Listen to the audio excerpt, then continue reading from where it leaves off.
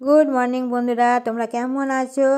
আশা করি তোমরা ভালো আছো। আমিও ভালো আছি, আমার পরিবারের সকল সদস্য ভালো আছে। হুগলি জেলার ছোট্ট গ্রাম ধনিয়াকালীর থেকে আমি অদিতা আমার নতুন ভিডিওতে জানাই তোমাদের অনেক অনেক স্বাগত আর ভালোবাসা। আজ একটা নতুন দিন, একটা নতুন ভিডিও, তাই দেখতে থাকো। আমি সকালবেলায় চা খাচ্ছি, মনের সুখে চা খাচ্ছি, কেন কালকে একাদশী ছিল, তাই জন্য চা খেতে পারিনি, বিস্কুট খেতে পারিনি। তাই তোমার দাদার সাথে কথা বলছি আর চা খাচ্ছি। তোমাদের আজকে চায়ের সাথেই আমি জানালাম গুড মর্নিং। তো তোমাদের চা খাওয়া হয়ে গেছে? আমি চা খাচ্ছি, তার আগে আমার গোপাল সেবা হয়ে গেছে। এখন 7:30 বাজে কিন্তু। তো যাই হোক গিয়া, আমি উঠে পড়েছি বলে আমি সবাইকে উঠাচ্ছি।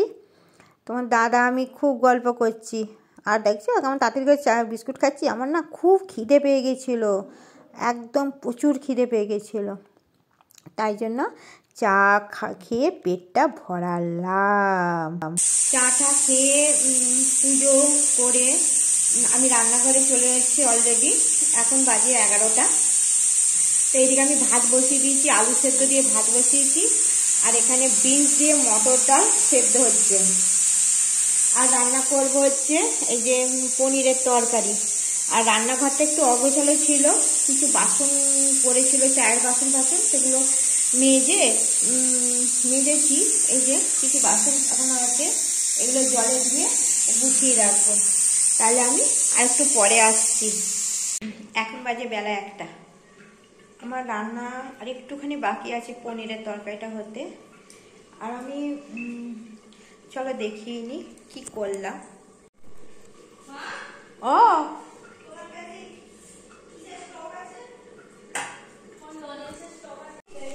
এই তো টিফিন কোটের মধ্যে ছিল, সেজমাকে দিয়ে সব লাজেন্সগুলোই দিয়ে দিবি।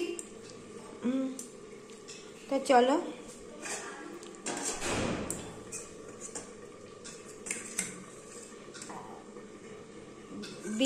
বিনস দিয়ে করেছি মটর ডাল, তেল লঙ্কা করে আলু সেদ্ধ মাখা, 5 কুর খাবার মাখা, বিড়াল ছানাদের দুধ মুড়ি তৈরি করে রেখেছি, খেতে দেবো।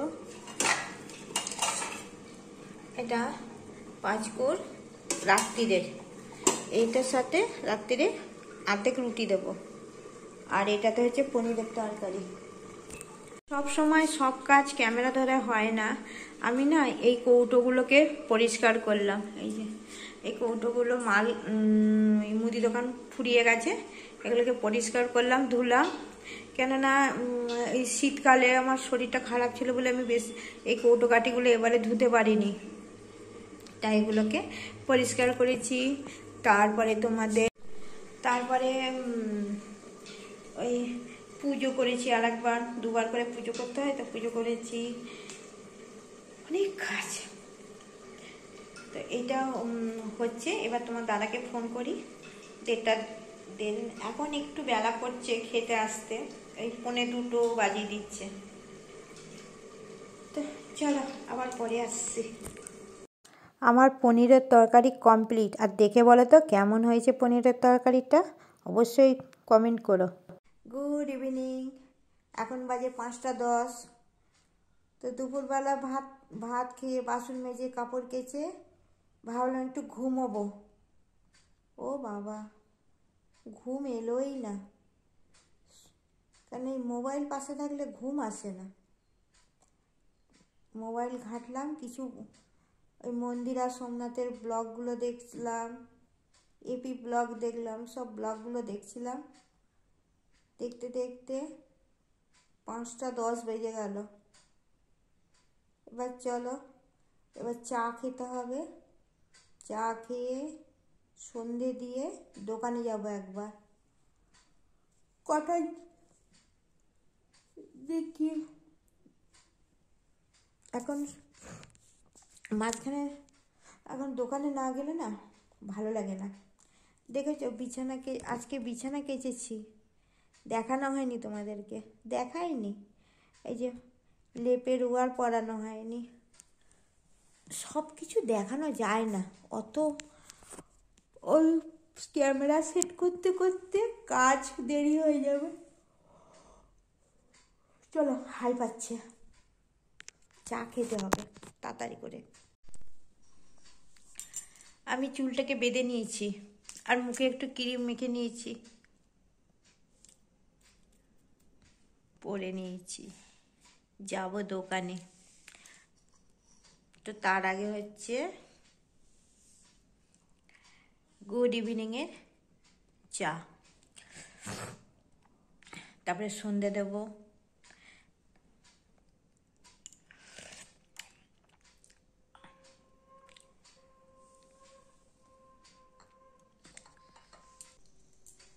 আমি সন্ধে দেবো বলে একটা নাইটি পরে নিয়েছি, তো সন্ধে দিই, তারপরে আসছি তোমাদের কাছে।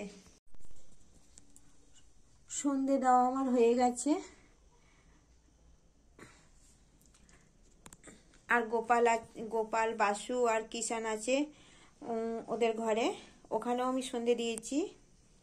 তো কিষান তো অনেক বড় অনেক ভারী, তো তো অত আমি কোলে কোলে ইয়ে করতে আমার যেহেতু হাত ব্যথা না, তাই জন্য এখন ও ঘরেই আছে, ও ঘরেই সন্ধে দিয়ে দিয়েছি। চলো আবার একটু পরে আসছি তোমাদের সামনে। তো আমি এই এটা সুতির কুর্তিটা পরে নিয়েছি, একবারটি দোকান যাব, দিয়ে চলে আসছি এক্ষুনি, 1 ঘন্টার মধ্যেই ফিরে পড়বো। চলো আমার সাথে দোকানে। আমি বাড়ির থেকে বেরিয়ে পড়েছি। এটা আমার সেজ ভাসুরের বাড়ির উপর দিয়ে এসছি, আমার বাড়ির উপর দিয়ে আমি আসি না, ওই দিকটা ফাঁকা ফাঁকা, তো ওই জন্য একদম এটা সোজা বেরিয়ে যাওয়া যায়। তো আমি রাস্তায় নেমে পড়েছি। এই যে সামনেটা একটু ভিডিও করে দেখাচ্ছি, এখানে অনেকগুলো ছেলে আছে, লজ্জা লাগলো। আমি দোকানে ছিলাম খানিকক্ষণ, থাকার পর চলে এসেছি, এসে রুটি তৈরি করলাম, রুটি করে তো আজকে রাত্রিবেলা রুটি আর পনিরের তরকারি। আর দেখেছো আমার গ্যাসটা না এত ডোবায় না, মাঝে মাঝে লাল আগুন হয়, যতই দেখাই তাও কদিন ভালো থাকে, আবার এরকম হয়ে যায়। কেন হয় বলো তো, জানাবে তো তোমরা। তো আমি দোকান থেকে এসছি 9টা 10-15তে বাড়িতে এসছি, এসে রুটি করেছি, আর সকালবেলা পনিরের তরকারি আছে, ওটা দিয়ে আমরা ডিনার কমপ্লিট করবো আজকে। তার থেকেও একটা ভালো খবর হচ্ছে, এই মন থেকে যদি তুমি যেটা চাইবে সেটা ঠিক তোমার হাতের কাছে চলে আসবে। তোমাদের সাথে কি হয় জানি না, কিন্তু আমার সাথে এটাই হয়। তো যেমন অনেক দিন বিশেষ করে ফেসবুকে খালি নৈহাটির বড় মাকেই দেখতাম। কোনোদিন ভাবতে পারিনি যে নৈহাটির বড় মায়ের প্রসাদ আমি পাবো, কেন না গেলে তো আর পাবো না। তো মানে আমার মনের কথাটা হয়তো আমি ফেসবুকে দেখতাম, দিয়ে ওখানে কমেন্টে লিখতাম, লাইক দিতাম, করে দিতাম, তো খুব ভালো লাগতো। আর দেখারও খুব ইচ্ছা আছে, জানি না কপালে কি আছে, যদি থাকে নিশ্চয়ই আমি যাব। তো যাই হোক, তো আমি একদম আমার কল্পনার বাড়ি ছিল। আমার কদিন ধরেই আমি খালি ফেসবুকে দেখে মনে মনে ভাবতাম যে ইস, আমি যদি যেতে পারতাম তো খুব ভালো হতো। আমার এইদিকে পুজো দেওয়া প্রসাদ খাওয়া, এটা আমার ছোটোবেলার থেকেই, মানে ছোটোবেলার থেকে আমার এটা অভ্যাস। কেননা আমার মা যখন পুজো করতো বাড়িতে, কেউ ফল খায় না, মানে আমার বোন, দাদা, মা, আমি আর বাপি প্রসাদ খেতাম। হ্যাঁ, ওরা কী প্রসাদ খেতে বলো তো, ওরা খিচুড়ি, পায়েস এসব, আর আমি এই ফল কুচো, যত রকমের ফল কুচো সব আমি খেয়ে পেট পেতাম। মা তাই বলতো যে তখন কোনো ফল কুচো ফেলা যেত না। এখন মা পুজো দেয়, সে মা তো খায় না, যা লোককে দেয়, পাড়া প্রতিবেশীকে দেয়, ঘরে পড়ে থেকে থেকে নষ্ট হয়ে যায়। তো আমি যদি ফল কিনে মাকে পাঠাই, তো মা বলে ফল কিনে পাঠাবি না আমার জন্য, কেন মা ফল খেলে ওদের অ্যাসিডিটি হয়ে যায়।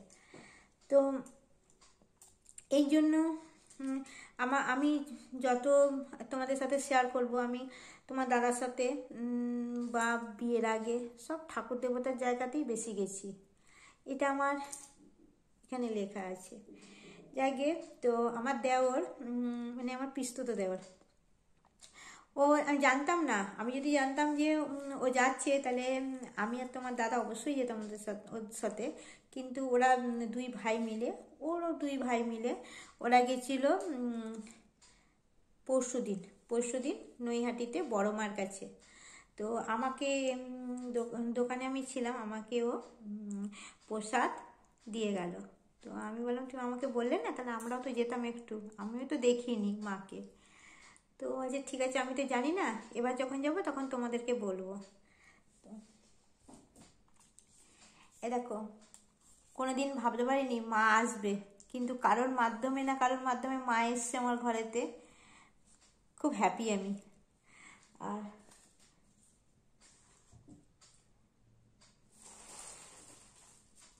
আর তার সাথে এসছে মায়ের প্রসাদ, মায়ের ফুল আর মায়ের চুন্নি।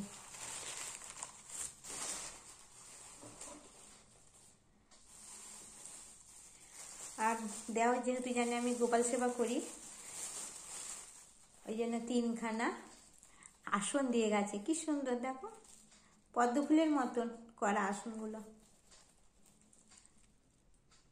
ভালো না? যাই হোক, গিয়ে মন বুঝে দিয়ে গেছে বৌদির।